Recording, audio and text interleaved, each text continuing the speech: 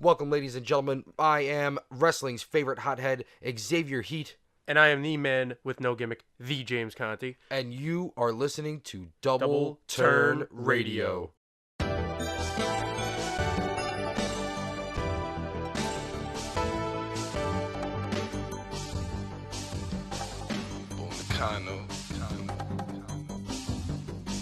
Don't try to. If you spitting that bull, bull. Don't try to.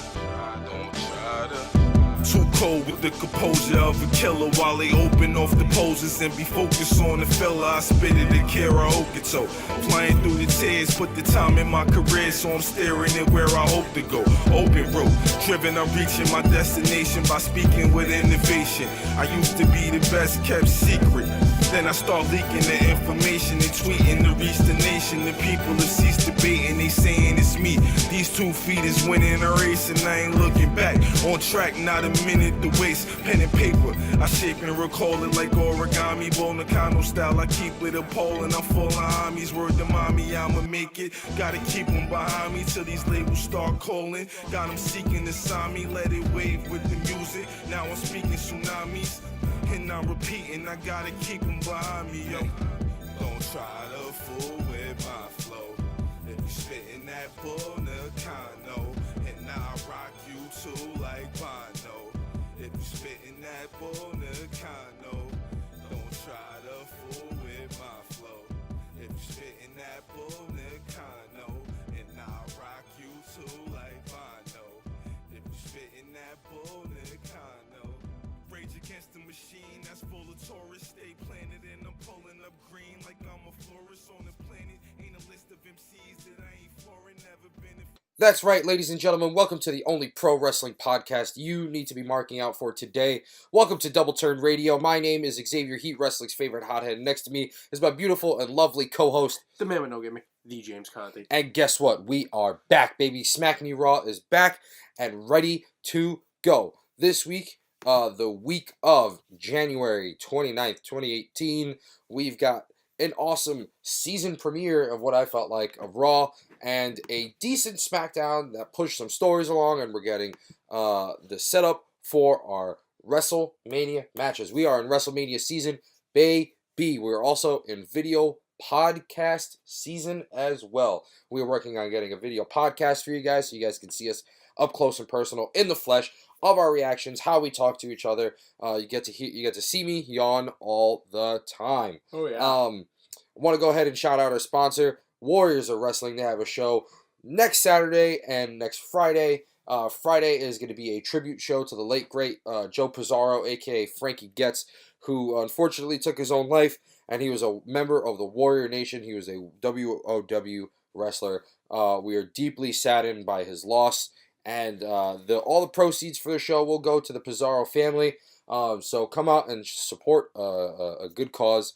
And on Saturday, you got a doubleheader of wrestling and the first show at Warriors is going to be at Fun Station, 3555 Victory Boulevard in Staten Island, New York.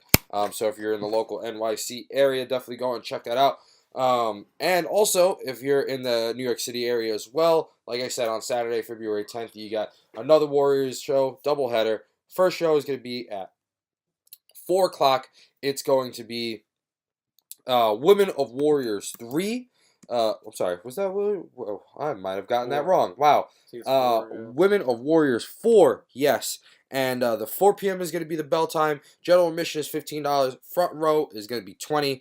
You have the champ, Nikki Adams. You also have Twisted Sisters. You've got a bunch of Allie Rex. You got a bunch of other female competitors as well. And then later on that night, doors open at 7. Bell time is going to be at 8. You've got Cold Fury. That is going to have Darius Carter versus the returning Jimmy Jacobs into the indie scene. You also got Ron Simmons and D'Lo Brown making special appearances. You got Isaiah Wolf versus Tony Booze for the No Limits title. You're going to have Mike Verna. You're going to have the Twisted Sisters as well. Logan Black, and so many more. The WOW Heavyweight Champion Juba going against the Colossal Mike Law.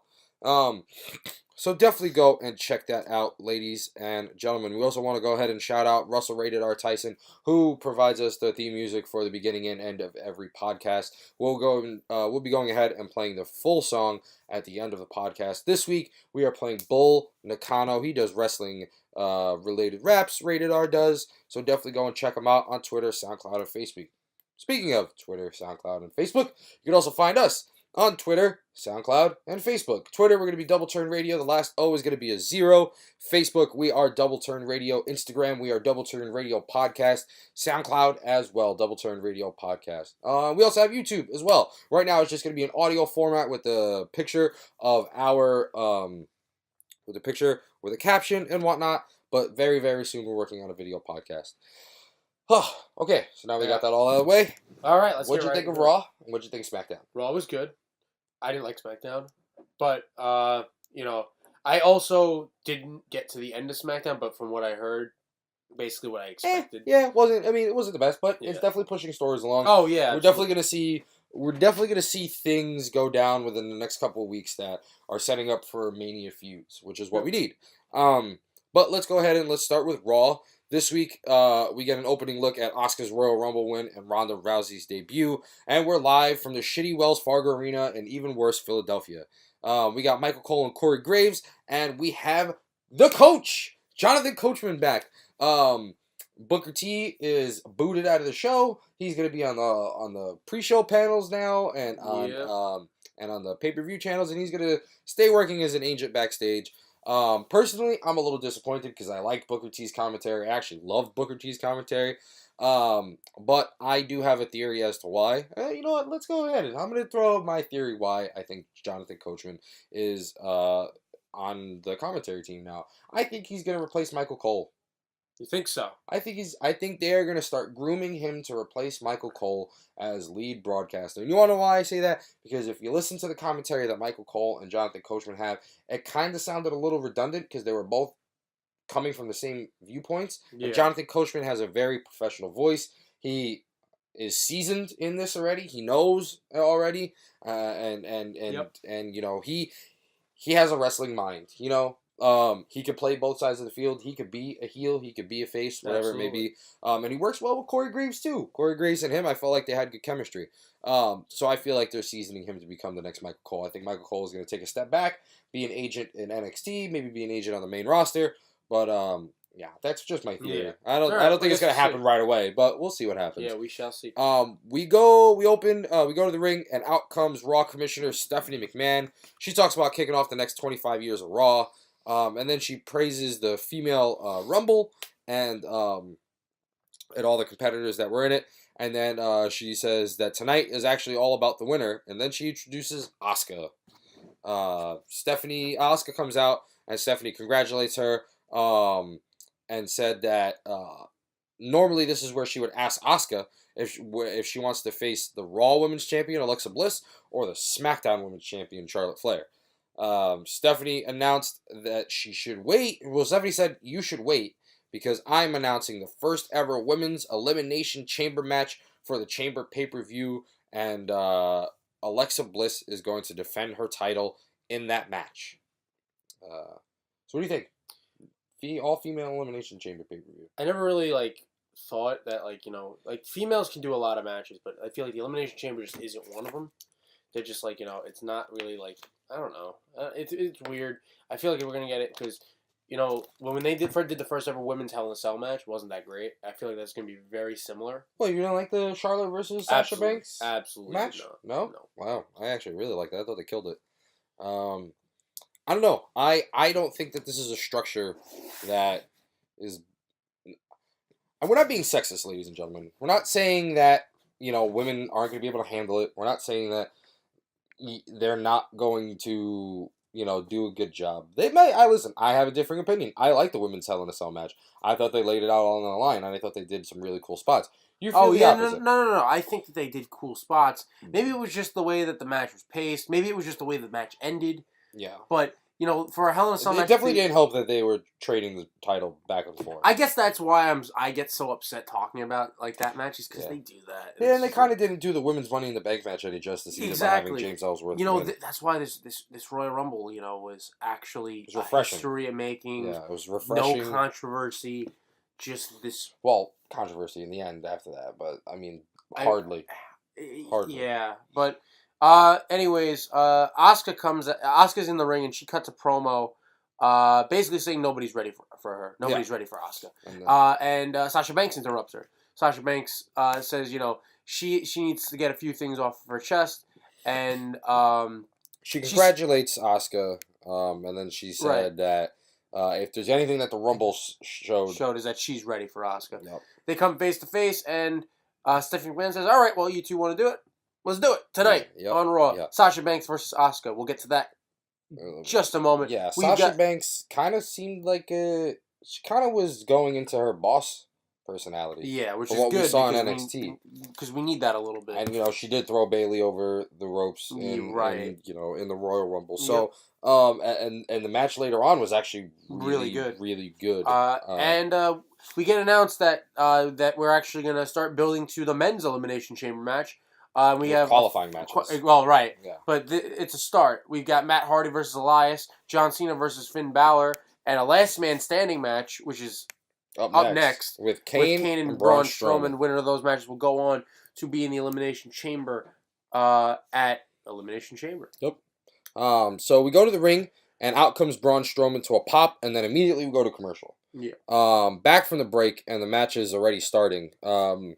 They're fighting each other almost immediately. They work their way up the ramp to the stage, and then Braun tips the entire announce table setup, the stage that they're on, onto Kane.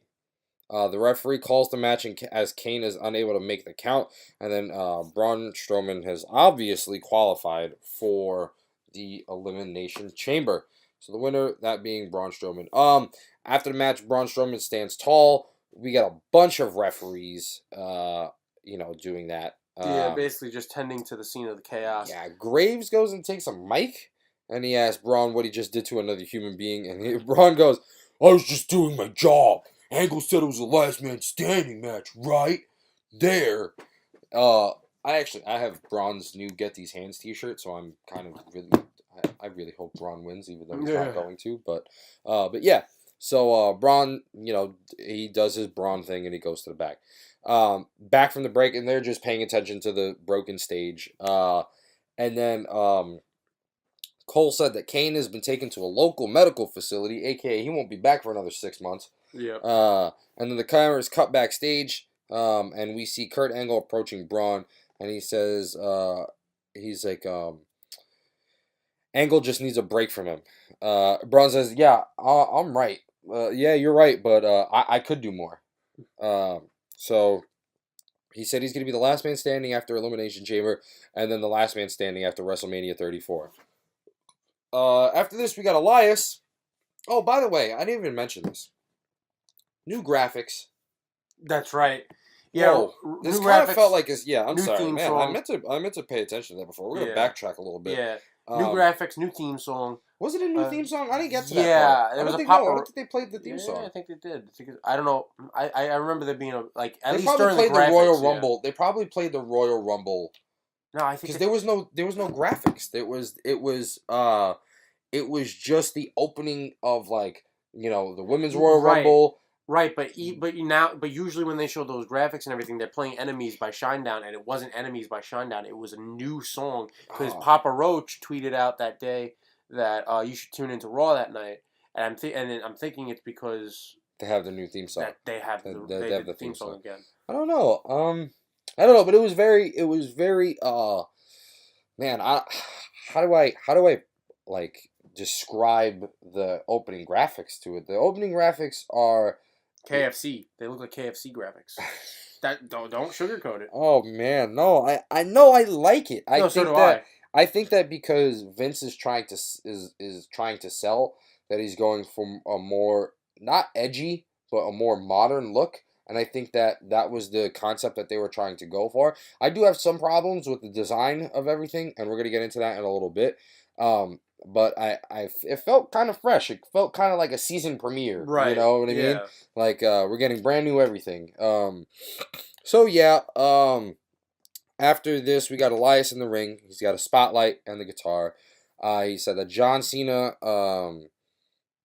has what's coming to him. He's like, but whatever happened at the Royal Rumbles in the past, I'm focusing on Elimination Chamber. He says he's got to He says that he's got to defeat Matt Hardy. But first he wrote a song about Mania 34. He said that he will possibly face Lesnar, and he's got and Lesnar has a problem soon. So out comes Matt Hardy in his woken attire. Even though today they just announced that he finally got all those rights back. Oh, he did. He has good. right to the broken gimmick. Good for him. Even though hopefully it's a little too late. I don't think so. I think that Bray Wyatt will get the upper hand and will beat down Matt Hardy even more, and we're gonna get a broken Matt Hardy very soon. So Elias versus Matt Hardy for the Elimination Chamber qualifying match. I think this was a pretty good match. We definitely got a lot more out of Matt than the usual that we've been getting recently with him. Elias still looks like just a beefed up Randy Savage. Yeah. But he was actually getting a lot of licks in too. He was way more aggressive this time around, and I don't know, man. I think Elias has to, like, I know a lot of people do not like this. I know a lot of people like the Elias guitar thing. I know a lot of people like it, but I think that he should drop it. I think that he should drop it. I think once that goes, I think we see a much more brutal, much more sadistic side. Not to say that it doesn't add to his character. Not sadistic, but more way more technical, way more like, I had no idea Elias was like that. He's pulling off great matches. He is. And I didn't see him once in NXT. He's a workhorse, and that's for damn sure. I think that if anything, he deserves the Intercontinental title at some point this year. Yep. That's actually one of my predictions for this year, is that Elias will be a champion, singles champion, whether it's on Raw or SmackDown, wherever he's ending up by the end of the year. But I think Elias will hold his singles championship by the end of the year. Might not be a world championship, it probably won't be, but you never know. We get interference towards the end of this match. Well, not direct interference. Not direct interference, but we get Bray Wyatt graphics, and he's just nowhere to be found. And Elias hits the drift away, and he qualifies for the Elimination Chamber. Your winner, Elias. So he's going to the Elimination Chamber as well, which I think I personally didn't mind I don't know. I didn't mind the match. I would have liked to have seen Matt Hardy go over, because I think that a better story to tell on top of the Roman and Braun feud would have been Matt Hardy and Braun Strowman. Brock Lesnar. Wow, no. Whoa. I'm so sorry. Hold on. A good story to tell in the Elimination Chamber would be Braun and Roman, but on top of that, Bray Wyatt and Matt Hardy. Yeah, I think that is the proper structure that they need in order to tell their story a little bit more. That is a brutal structure. That is something that you need with somebody like Wyatt and somebody with woken Matt Hardy with this new gimmick that he's got going on, a more serious, a more extreme gimmick that he's got going on.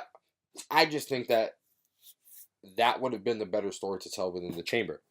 Not mad that Elias is in the chamber, but I think the better choice would have been Matt Hardy. All right, so.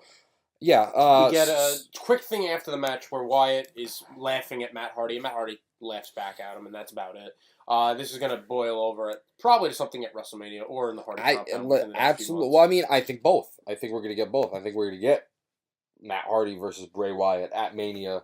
I think that this is a proper feud to build over, and right now it's nothing because we had the Royal Rumble, so there's not much that you can build within that time. But now that the Royal Rumble is cleared and we don't have it anymore, now we've got a burn. Now we get a slow burn. Now we get the methodical pace that we should be getting to build the story up and make it really personal between the two.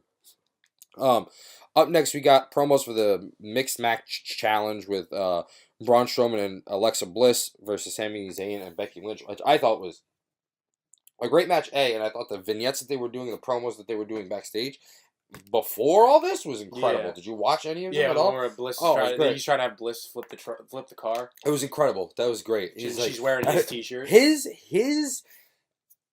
he's just so great because I don't know if you heard, but he had a scientific. He said this is scientifically proven. He goes, I've sweated in this shirt and I've blood in this shirt. He goes, I've sweat in this shirt and I've blood in this shirt. Therefore, you should be at least 30% stronger. I died. That was great. I died. That's some Scott Steiner, man. I died. Better than Scott Absolutely, 100%. So if you didn't check that out as well. WWE Intercontinental title match between Roman Reigns and The Miz was next. We get the announcers doing and during this match they were setting up the announcers ringside table, which was hilarious. Yeah. Because they were actually setting it up ringside. And it looked so, tight. Like, it just looked really, really, really close to each other. What'd you think? This match was good. I don't think it was better than the first match. No. Not at all. I was about to say, because I want to know what you thought about that, because I felt like I had a bias towards it because I was live for the first one. No, I feel that, I feel that this match definitely wasn't as good as the first one. Especially knowing that I know Roman Reigns isn't going to get the title at this point. They're not going to flip-flop titles back and forth like this. I kind of knew the outcome that was going to happen, and I was just waiting for it. I just didn't know how fast it was going to come. It's kind of redundant with the Miztourage, doing what they're doing with Roman Reigns and whatnot. But like I said, this wasn't a bad match up until the end when I knew the Miztourage was going to come out and create distraction and all this other stuff. So it was kind of predictable match. That's my only gripe about it was kind of predictable. There was nothing new with it. But The Miz is still your Intercontinental Champion. Good. After it was a spear to Dallas that Reigns did when they were on the outside of the apron. And then Miz took advantage and rolled Reigns up from behind. Yeah. So after this, we got a replay of Braun and Kane. They also plugged the Elimination Chamber and we get the announcement that the winner is going to face Brock Lesnar at WrestleMania 34. That's bullshit because Alexa Bliss has to defend her title inside the chamber. Yeah. So it's a little bit of bias, but whatever. After this, we got the Revival versus Rhino and Heath Slater. Quick match, just the Revival. The Revival are getting built properly, which I'm going to get to because it's the opposite when it comes to the Bludgeon Brothers on SmackDown. What a promo afterwards, though, right? Oh my God, this is the same. It wasn't a carbon copy of the promo before Raw 25, but what a promo Dawson was doing. Yeah. Oh my God! He was just saying, fans that are too, they compare themselves to the Graham brothers. That was great because he goes, let me ask you, Charlie. He goes, have you ever heard of the Graham brothers? And she's like, no, I don't believe I have. And he was like, you don't even care. You don't even care. And then he compares her to the fans that chant ECW. Yeah. That are just trying to get them. They say you're just trying to get yourselves over, and that. The Revivals learned from the past, but the fans are still living in it. And it was great. And they just walked off, and that was it. Yeah, it was really, really good. So I don't know where this is going with them, but I really, really hope it's the Revival versus The Bar. And we get the proper send-off of Sheamus that they deserve. We get a WrestleMania promo, and then, like any good WrestleMania promo, followed up by a Hall of Fame induction promo.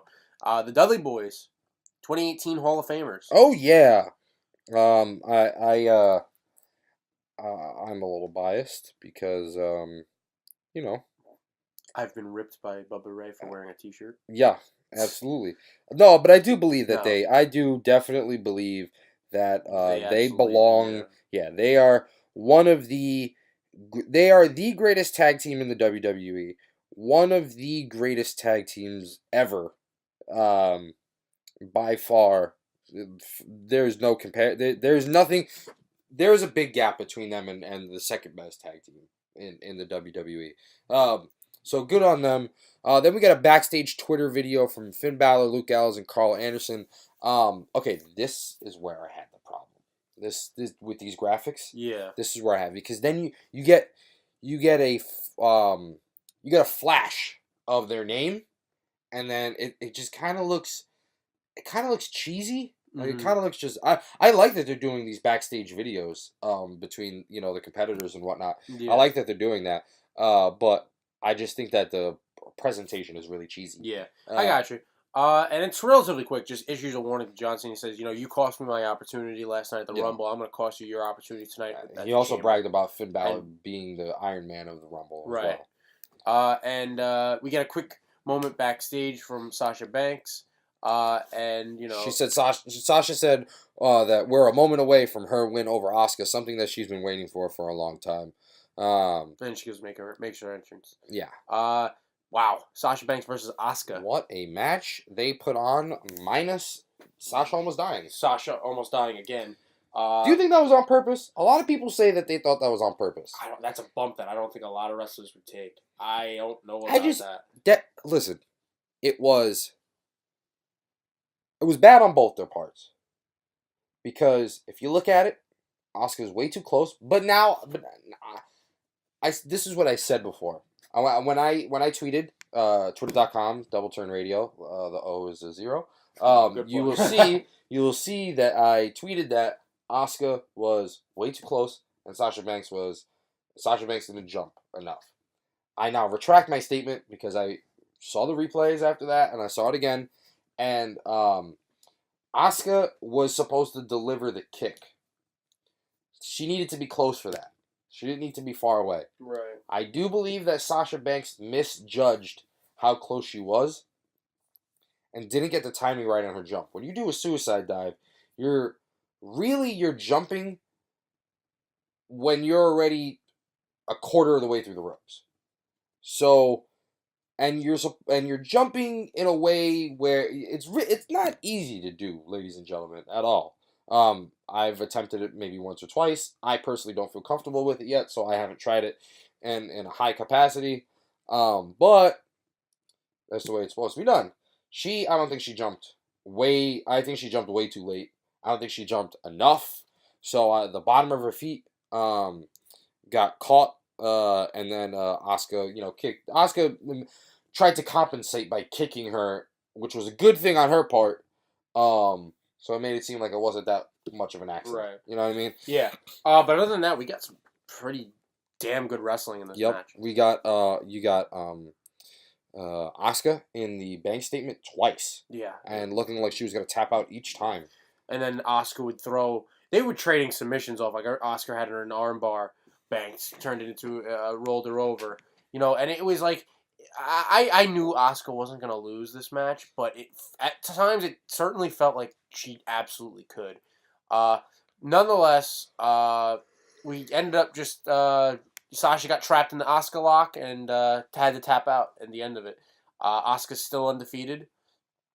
And it was really good, really good match between the both of them. I really hope, honestly, I want to see Sasha win the Elimination Chamber. I would like that. I like that very much. I would like to see Sasha win the Elimination Chamber match, and then this go on to Mania. And then this match go on to Mania. Even though like the rumors are saying, we're gonna get Charlotte, Asuka. I don't know. It's like I said, we gotta figure it all out because there's a lot. There's a lot going on because don't forget SmackDown's got Fastlane. Raw's got Elimination Chamber, so there's plenty of story to be told. We'll possibly but now there's also the thought, Tuesday we'll get to SmackDown, but there's like that now there's that wild card because now we're already getting into false cash-ins. I don't know. Yeah. And that time's coming up. And till June. Yeah. I think we should do relatively soon. Maybe after Elimination Chamber. In between Elimination Chamber and Fastlane, we should do a podcast about 5 things. We could do a 10 count. 5 things we want to do, 5 things we want to see at WrestleMania, 5 things we don't want to see at WrestleMania. Okay. You heard it here first, ladies and gentlemen. That's going to be our 10 count coming in real soon. So after this, you got the winner being Asuka. She turned the bank statement into an Asuka lock. Sasha tried to get out, but she tapped out for the finish. They both looked like they were really, really spent. Asuka, and Sasha Banks exchanged some looks at each other after the match, and then we go to a video from John Cena in the same style that Finn Balor did with the Balor Club earlier in the night. He hypes up tonight's main event. And then, see, you could hear all that yawning and see it in person. Once we get the camera. Yeah, once we get the camera. And we get Titus Worldwide, who was in action against the Raw Tag Team Champions in a tag team title match against the Bar, which is very deserving because they won them. They got two pinfall victories over the Bar. Two pinfall victories over the Bar. So well deserved. I like to see WWE at least rewarding those who have pinned the former champion. Well, the current, they weren't champions at the time. They're the current champions now. They got a title match. Titus Worldwide. Now, man, okay. Would this have been left better as an Elimination Chamber match, or do you like the fact that it was on Raw? Because I feel that this was a little too soon. I feel that they got the 2 pins. Okay, they turned into the new thing. Maybe we get the Bar versus Rhino and Heath Slater. Yeah.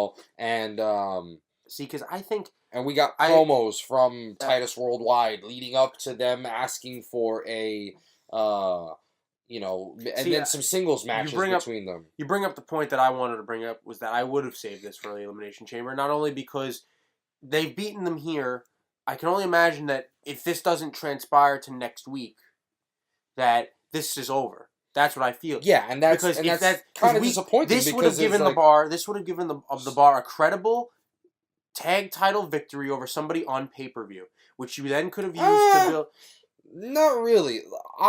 I feel... Which you then could have used to build to the revival at WrestleMania. Okay, now, I feel that Titus Worldwide isn't a good enough tag team for that. No, but I do feel the tag team depth on... The tag team division on both brands is severely stagnant. It's severely lacking. Yeah. I feel that if you would give them a club feud leading to Elimination Chamber, or even this, right? This gives Titus Worldwide the push if they prolonged it to Elimination Chamber. But now you got them on Raw, and it's kind of like, whatever. Titus, it kind of was just done like, okay, we're gonna get this out of the way. Let it be done. Right. If they do decide to carry this over to Elimination Chamber, I think that would be good. Like you said, build them to the revival towards, the revival says, okay, you beat Titus Worldwide, but who are those guys? Those guys aren't, one guy's big and can't move right, and the other guy does flips all the time. He does a standing backflip, and that's his finisher. Yeah. You know what I mean? Right. Like they could have ripped on them, but. We got a I thought was a very good tag team match between the both of them. Yeah, no, it was very good for what it was. Yeah, we definitely got to see a lot of Apollo Crews. I was about to say Apollo Crews got a lot in this match. Again, going to show why the man he needs a little bit. He didn't spend enough time in NXT. No, that's the problem. No, he didn't spend enough time, and they didn't. It's not that you don't need NXT. No, but you know what? When you pull somebody up and there's no place for him, this is where he ends up. I don't feel like there would have been a place for him when he came up anyway. I think that they should have taken him a little bit more seriously from the jump. If you're gonna bump him up from NXT up to Raw like that, you should have taken him a little bit more seriously from the jump. I do think that his Intercontinental title feud between The Miz should have been a little bit longer. That's what I felt should have done it. If you're going to bump him up like that and then give him an Intercontinental title feud, make it look serious. Make it look, right. Make it look worth it. Right. I do like that he's with Titus. This was a very good match. Like I said, a lot of Apollo Crews definitely showed what he could do in the ring. Hopefully this means that we get to see Apollo Crews more in the future. Hopefully this means that we get to see more of Titus Worldwide in the future because they look like they got some great chemistry together. But the winner of the match was The Bar. They retained the WWE Raw Tag Team titles. So after the match, the Bar takes their titles. Then we get a video package of Asuka winning the Royal Rumble again with Roman Reigns. We get to see what happened with Kane and Braun Strowman earlier. And then Michael Cole said that Kane sat up in the ER and crawled out of the hospital and hasn't been seen since. Fantastic. Right. So we have a zombie in the midst. We have a zombie, yeah. Ladies and gentlemen, if you see Kane, report your local authorities and let them know that he is out and on the loose. I wouldn't want to see that guy in a dark alley. Totally not out doing mayor things. No, totally not setting up a Brothers of Destruction appearance to hype up his campaigning. Oh my God, that would be the way to do it. It is happening. Is that happening? It is happening. No, it's not. Listen, you talk about the Finn Balor match with John Cena, and I will get you that picture. It's everything you wanted, plus a too sweet. But anyways, yeah, Finn Balor, John Cena, exactly what I expected. Very, very good match. I thought it was okay. I thought it was a very good match. I thought it was more than okay. I don't know. Maybe it's because I was very salty at the finish. But anyways, I mean, yeah, salty is and how Cena kind of he threw up the too sweet as he went and hit Finn Balor with the AA at the end. Yeah, kind of hurt, but it's whatever. Nonetheless, I expected Finn Balor to go over. Not gonna lie, I thought Finn Balor was gonna go. I feel like that would have definitely been the better way to go because I think it would have definitely been the better way to go because we don't know what's going on. Right. What the fuck is happening with Cena? With the Undertaker, with Taker, the club, with everything. Mean, there's just no, not even the club. I'm talking about just specifically with Cena. We don't know what's going on. Okay, this was a great match because we got to see a different side of Finn Balor. He was more aggressive. Yeah, that's true. He was more aggressive. He was a bit more of a tweener this time around. He took some heat. You know what I mean? Not from the fans, but he definitely played a bigger role that he normally doesn't get to do. So it was great to see that. It was refreshing to see that because it was more in the style of, if you've ever seen Finn Balor as Prince Devitt in New Japan, this is what you got. This is the Finn Balor that you got. You got Prince Devitt right here. Yep. Without being a full heel. You know what I mean? The same work that he's doing. He was gonna. It looked like he was gonna do I always want him to do the Reverse Bloody Sunday. I always want him to do what is the Reverse Bloody Sunday? It's called the 1982 or something. Yeah, let's say 1916. 1916. Yeah, 1916 Finn Balor. Yeah, I always want him to do the 1916, which is a Reverse Bloody Sunday. Or it's the Bloody Sunday. That's what it's called. It's called the Bloody Sunday. And he never hits it, and he hits the elbow. Right. It's just disappointing, but because I would love to see Cena take that. Cena shows why he is, the gatekeeper. The face that runs the place. Not even the face that runs the place. He's the gatekeeper right now. I'm sorry. I've said Miz is now the new gatekeeper of the WWE. Miz is. That is it. John Cena is the part-timer that can still work, that can still put people over. He is still that guy who could just... Finn Balor needed to go over, and Finn Balor went over without physically actually going over. Right, yeah. You know what I mean? Towards the end, you got, especially towards the 5 moves of doom, when he started doing the shoulder tackles, Philadelphia was booing him, and he kind of had a spark, like it was a different character development, like he was looking at the crowd, and he was saying, I just want to go to WrestleMania. He's like, I don't know what to do. Why are you guys booing me? He wasn't. I think literally the only thing he said was, I just want to go to WrestleMania, but you could tell from his body, like, well, I just want to go to WrestleMania, guys. Like, I'm not, I just want to, this is just what I want to do.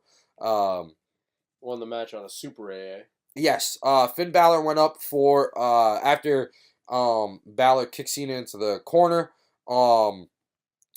Cena went, Finn Balor went for the coup de grace. Then Balor missed, sold a knee injury, got thrown into the STF. Balor made it to the rope to break the hold. They got a little bit more back and forth, but Balor goes to the top, and Cena cuts him off. and then Cena powers Balor up to the top and hits the big Super AA from the second rope, and then Cena covers Finn Balor for the win And the chamber. and the chamber spot. Before this, Cena went to go put Balor in the AA and threw up the Too Sweet. Yep. Like a jerk. Jerk. Like, threw up the Too Sweet like a jerk, too. He was kind of like, Too Sweet. Hello, Indie Marks. Yeah, like, But, great match. Great main event. Great main event for a fresh new Raw. And Raw would go off the air, and then Cena would kiss ass to the Philadelphia Eagles fans. Yeah, so we've got Cena, Elias, and Braun Strowman as 3 of the 6 confirmed for the Elimination Chamber match. I can already predict that we are going to get Roman Reigns in there. Yep. We might possibly even get The Miz in there. Who else would we get? Bray Wyatt or Matt Hardy. No, Matt Hardy already lost. Yeah, but you never know. Matt Hardy could always get thrown into another match. Rollins. Not without Jordan. Not with this whole thing going on with Jason Jordan. Yeah, you're right. That was also another thing that wasn't played up. That wasn't played up at all because they weren't there. They weren't on TV. I hear it's definitely a nagging injury on Jason Jordan's part. Rollins disputed the injury. Said that no, I'm good. I don't have an injury. Yeah, because there were a lot of people tweeting out that, and then Rollins eventually said, "Yeah, that's fake news. That doesn't fly." But that was Monday Night Raw. On to Tuesday Night SmackDown Live, and we get right off the bat, we're from Philly again in the Wells Fargo Center, and in shitty Philadelphia. I just have to throw that. Greg out. Hamilton. I hate ring announcer. That's the ring announcer I was doing. We can't do Hamilton. We can't do Hamilton. Right. Sorry, insider stuff, guys. Nakamura on his way to the ring. I don't like that. Like when he gets on the ropes and he does his taunt that it now says Rockstar across the screen. Okay, that was so. What was that? I don't know. I thought my screen was broken. And then I was like, what the hell? That was like so. I don't know what they let the video editor do like that. I guess they just gave him free range and they were like, "Here, do something creative." And yeah. Anyway, what did it say? It said Rockstar. They got too many nicknames for this guy. Way too many nicknames. The Artist, King of Strong Style, the Artist, and now Rockstar. The Rockstar. I don't know. But anyways, he makes his way to the ring, and the fans just don't stop chanting for Nakamura. Yeah. And Nakamura just says, if you didn't know, Nakamura won the Men's Royal Rumble, and he's going to be facing AJ Styles for the WWE title at WrestleMania 34. Ladies and gentlemen, Nakamura is going to be facing AJ Styles at WrestleMania 34 in a rematch of the Wrestle Kingdom 10 match. If it's the main event, I'm going to lose it. Which me and James are going to be covering leading up to WrestleMania. Oh, yeah. Anyways, he just talks about how he delivered the knees to the face to Sami Zayn, John Cena, Roman Reigns, and WrestleMania 34 holds the same fate for AJ Styles, and there will be a new WWE champion. And he's interrupted by Kevin Owens and Sami Zayn, who complained that they were screwed out of their championship match in the 2-on-1 handicap match. Because of the blind tag, and that they're due another opportunity, and that it's going to be them facing AJ at WrestleMania, not Nakamura. I really don't think they know how that works. Because, I mean, Nakamura won the Rumble. There's no way he's not going to be facing AJ. Right. Maybe Nakamura is going to be facing Kevin Owens and Sami Zayn. But he's going to WrestleMania. But he's definitely going to WrestleMania. And Styles shows up. Styles says, that there will be a main event at WrestleMania, and it is going to be AJ Styles versus Shinsuke Nakamura. Gets a little bit of a cheap pop by talking about Philly for a little bit. Yeah, and then he says that he proposes that they turn the dream match into a dream team, and that we get a tag match between him and Nakamura versus Owens and Sami Zayn. The fans chant yes. Owens says nope. Yeah. And AJ and Nakamura attack them, knocking them off the apron. And we basically make that match all but official. Yeah. And then still to come, immediately right after this, Fatal 4-Way match to determine the number one contender for the United States title for next week. Yep. Kofi Kingston, Rusev Zack Ryder and Jinder Mahal Yep. in Fatal 4-Way action. Did not go the way I expected. Doing my best Sami Zayn impression. Yep. Yup. Yep. Did not go the way you expected? Thought Jinder was winning. I didn't think so because of how over Rusev is. See, I too. think that they saw it in the Rumble, and I feel like this was a reward for the Rumble. Probably. That was probably the reward for the Rumble. But nonetheless, a lot of good wrestling in this action. Not too bad. Zack Ryder showing he could still go if he really wanted to, and Kofi Kingston was doing some great work against Jinder. Zack Ryder was not doing bad at all. I don't think that he was. I think that he did a lot of work. He did a decent amount of work. Everybody got their shine. You're right, and eventually it just came down to Rusev countering the SOS into an accolade. Yeah, everybody was hitting their finishers, and then like you said, Rusev countered the SOS and put Kofi into the accolade for the win. Rusev is the number one contender. Stares down Bobby Roode for a brief second, and then he said that, and then he kind of does the I'm gonna be wearing your belt. I'm gonna be wearing your belt. And basically, Rude's theme song hits, and that's basically it.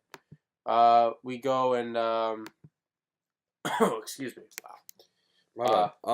So after this, we get the SmackDown Tag Team Champions Usos.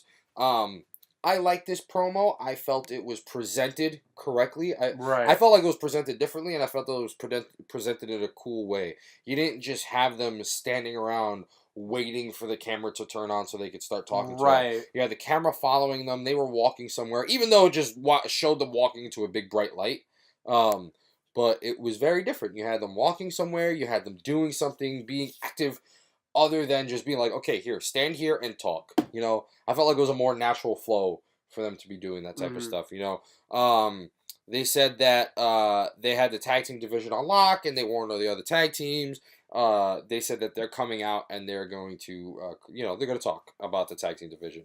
And then after that, we saw Chad Gable and Shelton Benjamin interrupting the Ascension and Breezango, who were talking about taking Twitter questions from the fans earlier in the day. And they knocked Breezango for being an embarrassment of the tag team division. Pretty much, Benjamin and Gable called out Breezango, and we're going to get a match for them later tonight. They threw a table. Yeah, that was it. They just threw the table. Yep. Usos make their way to the ring, and they brag about how they won their 2 out of 3 falls match over Benjamin and Gable. And they've been sweeping through SmackDown since day one. Which, technically, they have. Yep. They've locked down the division. Basically, what they've said in the promo previous to this, how they've defeated American Alpha, American Alpha 2, the Hype Brothers, Breezango, the New Day, the Bar, and they basically, they strut their stuff. They say straight up, listen, we've struggled, we've beaten everybody, and they trash anybody. They trash talk everybody that's about to come up and face them, and they say, this is the Uso Penitentiary. And we got this locked down. It was kind of weird because it was like every time they named an opponent, there was like a jail cell coming from the screen, and they made the noise. So it was like, American Alpha, boom, American Alpha 2, boom, and then it was, I don't know. After a while, it got a little overplayed. And they leave the ring. The Bludgeon Brothers come out. Yeah. Hold on. I'm going to talk about this for a second. Yeah, go right ahead. The Usos are doing a really good job. When do you think that started? What do you think made them pay attention to him? Because I think I know where it started. Well, when the WWE started paying attention to the Usos? As like a great tag team. Enough for them to put the titles on them for 4 times. Once this gimmick pulled up. No. You don't think so? You think it was before? Really? Before that. The Shield. Oh, their matches with the Shield? Their matches with the Shield were very good. And I think that made them start paying attention to him a little more. Yeah. And they were like, hey, we'll throw the tag team on you. Let's see how that works. They're doing some great stuff. I do have a problem with this, though. If you are going to build the Bludgeon Brothers, who haven't been seen for 2 weeks, you don't have them go in squash matches. Yeah. You don't. Yeah, because it's just getting to the point where. Cause How many times have we seen squash matches out of these guys? Right. I said that to Brian. Me and Brian were watching SmackDown, and I just said to him, I was like, "Yo, how many times are they going to throw these guys against enhancement talent?" It's like it's not doing anything for them anymore. It's not, because if you're gonna, especially if it's right after the tag team champions cut a promo. See, right after. Right. If it would have been them versus Breezango, that would have been okay. Right. I think the thing was with, they did this with Ryback a lot, where Ryback was squashing enhancement talent. But the thing was, eventually they increased the numbers. They were like, Ryback's facing 4 guys at once. You guys are facing tag teams every week. Yeah. And it's like, and not even every week. Like you said, they haven't been seen for almost 2 weeks. Yeah, they haven't been seen for almost 2 weeks. So it's like, it doesn't make me take them seriously enough to be like, okay, you guys are supposed to be fighting for the titles next. Who have you beaten? Nobody. And, I mean, I like their finisher. Yeah. The finisher's nice. Yeah. I like it when he slaps Rowan and he's just like, wake up. And he's just like, go. That's great. Great, yeah. But I would like to see that with a good tag team that could actually work around that. Right. You know what I mean? Who can enhance that. Enhancement talents are only good to make you look strong. And listen, we already know they look strong. They're good. Yeah. They're okay. If you need any former Wyatt family. Yeah. If you need any clarification on who won this, the Bludgeon Brothers destroyed one weird looking guy with a. Did you see what he was wearing? Yeah. It's just was that a singlet? I don't know. It looked like a. Certainly, All right. The guy got squashed. Daniel Bryan announces a new top 10 ranking system. Another. What is with the graphics on this? What are with this? Fresh new, yeah, but what the hell is going on? Yep. Brian's talking, and they have little words come up on the screen, and it was like, I don't know. I don't know. Shane's on the phone backstage. Wait. What about the ranking system? Hold on, it's just to be voted on by SmackDown Superstars. All right, it's stupid. But it's kind of important considering if this is what's going to go. This is going to be gone. This is going to be gone in 2 weeks. You think it's going to be gone in 2 weeks? Absolutely. This is not going to last. This is. This is what made me hate Raw so much. Is that the friggin' general managers are involved in stupid stuff, and the commissioners are on TV too much. If you need any clarification, if you need any reference, look at all of the authority stuff. Yeah, look at all of the authority stuff post Daniel Bryan. Yeah. Here's my thing: is when you have commissioners, like especially when you have 2 authority figures on both shows. That's why when Stephanie McMahon was off TV for so long, and it was just Kurt Angle running the show, it was great. And this is why SmackDown, I liked SmackDown when they did the brand split initially, because Shane McMahon was the hands-off guy. Daniel Bryan was very involved in it. But now, they're so involved with everything. Yep. And it's too involved because you don't know. Because you don't know if Daniel Bryan's a heel or face. You don't know whether Shane's a heel or face. To be honest with you don't know whether Kevin Owens and Sami Zayn are heel or face. Because Kevin Owens and Sami Zayn have a point. Shane McMahon inserted himself into a lot of shit, and he called a lot of bullshit calls, and he got Kevin Owens to eat a lot of losses. But then again, you got Daniel Bryan, who was helping Kevin Owens and Sami Zayn. He's the one that booked the handicap match at the Royal Rumble with them and AJ Styles. So it's kind of like you don't know who's playing on which fucking ball field over here. It's way too convoluted. It's way too much stuff. And I don't know. I do think that this is good. I do think that this is a fresher take on how we handle who gets a title shot next. I don't want this to be the be-all, end-all for who gets those title shots, but let's just say that every other week or, every month we get one guy who has all the votes tallied up, and the last SmackDown of the season, that person gets a title shot on the last SmackDown of the show. They make it the Superstar SmackDown show or some shit like that, where it's like, okay, we're gonna vote for, and we'll have little bullshit matches in between, but you're gonna vote for, okay, the team who you guys think should get this, the team who you guys, the singles competitor that should be going for the WWE title, the singles competitor that should be going for the United States title, the diva the woman who should be going for the SmackDown Women's Champion. I feel like that is a better way to approach that if that's how they're going to go. If that's how it's But let's go ahead and name the rules. The rules are that the person has to be, they're going to vote for the person who they think is a locker room leader in the back. That killed kayfabe. Yeah. on-screen killed On-screen. kayfabe. So, locker room leader, physical ability, overall talent, I think was one of them, one of the criterias. And you can't vote for yourself. So, I don't know. It's so stupid. It's a little. Dumb. It's not dumb, if done right. If done right. If but done this right. is the WWE, and I've seen this. This is what I I said don't know about where it came from. this. Kind of came out of nowhere. I know, that's what I'm saying, and like this is what I said about the anonymous Raw general manager. Oh, this could be great if they use it right. No authority figures on Raw, just a hands off. And then guess what? I have an email. I have an enhancement in the top 10 rankings. Yeah. Oh man, it's not gonna be good. I'm telling you right now. This will be abandoned in 2 weeks. Shane McMahon's on the phone backstage, and he's interrupted by Ty Dillinger, who expresses his displeasure with the fact that he was denied his opportunity at WrestleMania by Sami Zayn and Kevin Owens. Yeah. During that, Corbin walks in, and Corbin's it sets up pushing a his match weight around. between the both Basically, of them. yeah, Shane McMahon makes it official. It's gonna be Ty Dillinger versus Baron Corbin.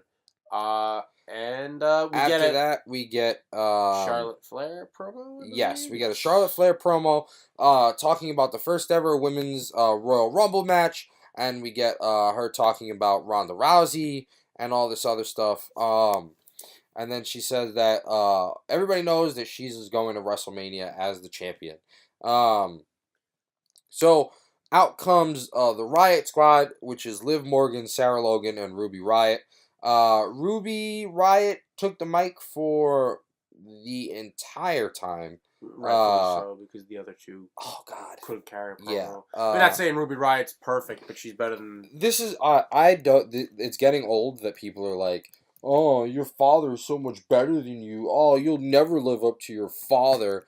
And it's like, okay. Trying to separate her from her father would be the best thing, right? And not in terms of, we get it. She's the daughter of the Nature Boy. But can we, talk more about her, less about her dad? Because her dad ain't the one that's,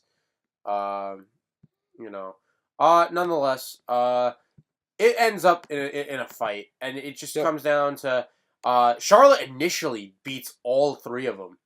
Throws them right out the ring. And they eventually, the numbers game does catch up. Not a sign of Becky Lynch. Not a sign of... Naomi. No, nobody to help her. Charlotte is laid out in the ring, and down to the ring. They didn't even give it. They gave it a little bit time to breathe, which made it seem like it was gonna cut to a commercial break. And then all of a sudden you hear Carmella's theme song. Yup, exactly. And Carmella runs down with the referee. She hands the briefcase to the referee. And Hamilton is still she's talking to Josh Hamilton or whatever it is. She's talking to the ring announcer. And as that's happening, Charlotte's starting to stir, and Carmella goes for a kick. Charlotte ducks out of the way. She kicks the referee out of the ring. The cash-in doesn't happen, and she realizes, oh crap, Charlotte is up. Rolls out of the ring, grabs the briefcase, goes up the ramp, and runs. Yeah. So since the bell never rang. We get, since the bell never rang, we, we don't get, it doesn't really count at all. So yeah. We get, a brief segment between AJ Styles and Nakamura backstage. I like this promo. I like this little backstage thing. And he wants to talk to Nakamura about strategy for the tag team match. Nakamura just keeps saying, I'm going to beat you at WrestleMania. And he goes, I'm going to beat you at WrestleMania. I think he said it 3 or 4 times. And then AJ was like, yo, dude, are you messing with me? And he goes, of course I'm messing with you, man. He goes, you got nothing to worry about. So yeah, after this we get Ty Dillinger and Baron Corbin. Snooze fest. Baron Corbin. Jesus Christ. What are they doing with these guys? I don't know. What is this? We're just going to... I knew that was just set up to give Baron Corbin a win. That was... What for what? Because fucking Baron Corbin, that's why. We get a backstage video from Aiden English and Rusev. Aiden English sings about Rusev becoming the United States champion. And they send a message to Bobby Roode. And then Bobby Roode cuts his own promo and says that, he's got an appointment with Rusev next Tuesday. Best part of the segment was when he said, where he circles next Tuesday is Rusev Day. He goes, but when you're glorious, and he fills up all 7 days with the word glorious. Wow. And he was like, oh, this is... So it was pretty cool. Yeah. So we're going to get Rusev, Bobby Roode next week for the United States Championship. And we go backstage to Sami Zayn and Kevin Owens, who are warming up.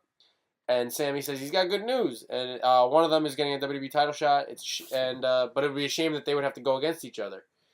And Yep. Yep. We start, and like at this point, you're starting to think, oh, there's a little bit of dissension in the group. So Daniel Bryan announced previously that the winner of or was it later on? Hold on, it might have been later on. Nope, it was previously, and we didn't get to it. Sorry. Previously, Daniel Bryan announced that next week we're gonna get Kevin Owens versus Sami Zayn, and the winner is going to face AJ Styles for the WWE Championship. I would assume at a later date. So that kind of is getting the ball rolling on their future feud, which is going to end at Mania, which I hope is will be in a. This needs a stipulation match. That requires a stipulation match. After this, we got Shelton Benjamin and Chad Gable versus Bree Zango. It was a good little tag team match. Gable and Shelton, they dominated most of the match, and they got the win on Bree Zango. After the match, they stood tall, and We go to our main event of the evening. Yep, AJ Styles and Shinsuke Nakamura versus Kevin Owens and Sami Zayn. The match was not going Kevin Owens and Sami Zayn's way. Not at all. Not at all. And it ended up where there was a lot of dissension within the tag team, where they're, I'll do this. No, I'll do this. I'll show you how it's done. It's like went back and forth for a while, and eventually it led to AJ Styles. Owens was trying to run away from AJ Styles, and AJ rolls him back, and Nakamura hits the Kinshasa for the win. And we start to see, that the bromance between Nakamura between Sami Zayn and Kevin Owens. Sorry, it's been a long night, but it has been a long night. Yeah, and we still got a little bit more to come. Well, for us, not for you guys yet. But that's it. Nakamura and AJ Styles win, send the Philly crowd home happy after a long 4 days. Long 4 days. And that's it. We send them home. Yeah. So soon we should be getting a Kevin Owens and Sami Zayn feud. Whether that lasts all the way to WrestleMania, which I hope it does, is to be determined. Ball's still rolling on Nakamura and AJ Styles for their match. Oh yeah. I think that that's good. I just can't wait. We also the whole Carmella and Charlotte thing playing out. See, that's interesting now. I feel like that adds... I completely forgot she cashed in for the title. And she had the briefcase the whole time. I forgot that was a rule. Yeah. I thought at some point I felt like the briefcase was just an add-on. I don't know, man. That's a whole new dynamic. We're leading on this road to WrestleMania. Especially if Asuka isn't... Going to face Alexa? Well, I think if Asuka... Either way, it's interesting. Right. Interesting in the terms of... I mean, I doubt Carmella's the one that could take the loss. Baron Corbin did already. No, not for the briefcase. Oh, you're talking about... Go in as the champion and take the loss. For Ronda or for Asuka? Oh. Without having... And then, because... Yeah, but Asuka versus Carmella at WrestleMania? I know. You know what I mean? Where does that... really? Are we going to do that? Oh, I don't know. We'll find out. Nonetheless. And we also got the Bludgeon Brothers. Let's see if they actually... Snooze. I know you're low on them right now. As Rowan. Am I. Low on Rowan. Oh, everybody's low on Rowan. I'm low on them. I want to see where it goes. I do want to see where it goes, but I also want to see them face everybody that's not an enhancement talent. Yeah, exactly. I need a little bit more from them. Nonetheless, that's Smack Me Raw for this week. Quick mention 205 Live has a brand new general manager. Oh yeah, maybe we actually might start covering 205 Live. Yeah, maybe. Maybe that'll replace the Big Impact. Yeah. Because I am completely done with Impact. Yeah. I'm over it. Sorry, I'm I'm done. not going back to it. Sorry, the Big Impact is not happening anymore. I don't know what I'm gonna call the Cruiserweight show if we do it. Don't start thinking of names yet. I don't want. Down the street. No, just kidding. Anyways, not the point. That's actually brilliant. I know it is, but anyways, what's it called? Yeah, so they've got a brand new general manager. A lot of people will not recognize the name. Drake Maverick, who is better known as Rockstar Spud from TNA. So good on Rockstar Spud for getting a role that's not wrestling. Although he is a great wrestler. Yeah, I've seen. Odds are we'll probably be seeing Jeremy Borash on 205 Live sometime soon. Not as a wrestler, obviously, but I hear so. as ring announcer or something like that. Commentator. Maybe they're trying to build 205 Live up. Possibly. Maybe they're trying to treat that like their own TNA. Exactly. Maybe we're gonna get a 6-sided ring out of it. Oh, jeez. Not the point. That's SmackDown Raw for this week. What a long week. We got the Rumble. We had NXT, and then capped it off with two. SmackDown was decent. Raw was awesome. Raw was awesome. Yeah. But a lot of questions going into the next few weeks. We got a lot of build left for Elimination Chamber. We've got plenty of build left for WrestleMania. There's plenty of room. A lot of twists and turns. The road to WrestleMania. There's nothing quite like it anywhere else. So shout out to our sponsors, Warriors of Wrestling. They will be having a show February 9th at Fun Station USA, 3555 Victory Boulevard. That is the Frankie Getz, or the Joe Pizarro, a.k.a. Frankie Getz Memorial Show. Tickets are $20, general admission only. That Saturday, Warriors Wrestling hosts on February 10th. Cold Fury and Women of Warriors from St. Finbar's Catholic Church on Bath Avenue in Brooklyn, New York. Tickets are still available for that. General admission for the Women of Warriors is $15. Front row is $20. Cold Fury, $20 for general admission, $25 for front row. So if you're in the tri-state area, if you're in New York, definitely get out there. You're gonna be able to see Jimmy Jacobs, D'Lo Brown, and Ron Simmons at Cold Fury. Special thanks to Russell Rated R. Tyson for the song that we use at the beginning and end of our podcast. You get the full length of the song at the end, so enjoy that. For Xavier, I am the James Conti, the man with no gimmick. Signing off. Thank you. Fuck you. Bye.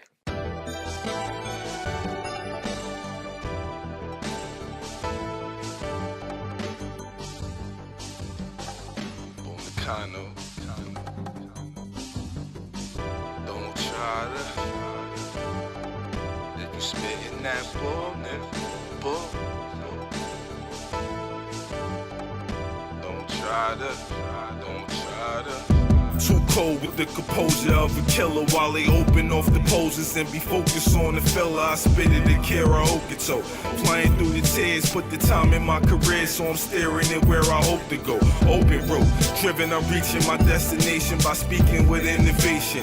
I used to be the best kept secret. Then I start leaking the information and tweeting to reach the nation. The people have ceased debating, they saying it's me. These 2 feet is winning a race and I ain't looking back. On track, not a minute to waste. Pen and paper, I shape and recall it like origami. Bo Nakano style, I keep it a pole and I'm full of homies. Word to mommy, I'ma make it. Gotta keep them behind me till these labels start calling. Got them seeking to sign me, let it wave with the music. Now I'm speaking tsunamis.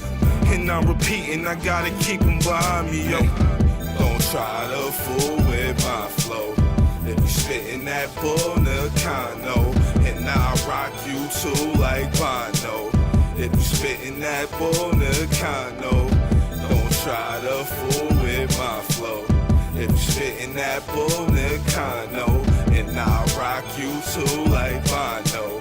If you spittin' that bull Nakano.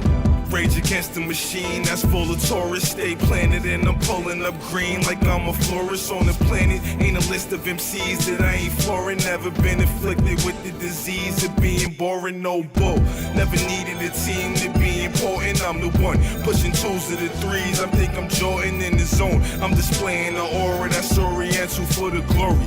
Just telling the stories that's in my mental while scoring the instrumentals. I'm composing the chops, sticking to the plans. Gotta give it all all that I got. Finally got the stew cooking and it's all in the pot. With the big ruthless aggression, how I'm calling my shot. And it's going out the park. I'm swinging it a homer from the school of hard rocks. I'm spitting it for diplomas, knocking out the competition. I'm sitting them in a coma, so listen to me continue my mission to be a loner. Man, don't try to fool with my flow. If you spitting that bull Nakano, and I'll rock you too like Bono. If you spitting that bull Nakano, don't try to fool with my flow. If you spitting that bull Nakano, and I'll rock you too like Bono. If you spitting that bull Nakano, bull Nakano, don't try to fool with my flow. That bull Nakano, I'll rock you too like Bono. Bull Nakano, y'all be spitting that bull Nakano. Bull Nakano.